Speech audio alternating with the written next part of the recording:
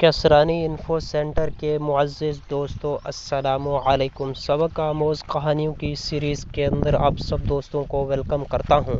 ایک مرتبہ ایک درزی کے پاس ایک آدمی آیا۔ اس نے درزی کو 1000 کا نوٹ دیا اور کہا، میرے لیے فلاں قسم کا کپڑا لے آنا اور اچھا سا سوٹ تیار کر دینا۔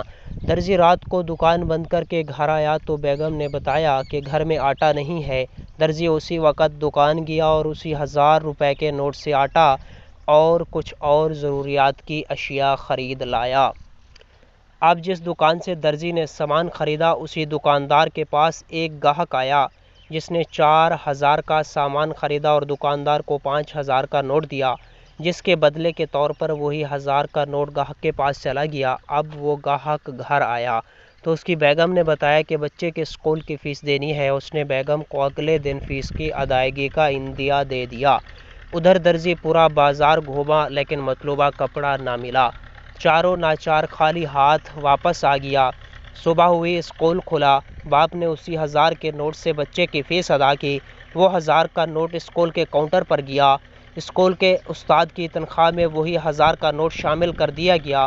استاد شام کو اسی درزی کے پاس گیا اور اپنا سلا ہوا سوٹ، جس کا وہ 10 دن پہلے آرڈر دے گیا تھا، لے کر معاوضہ میں وہی 1000 کا نوٹ دے آیا۔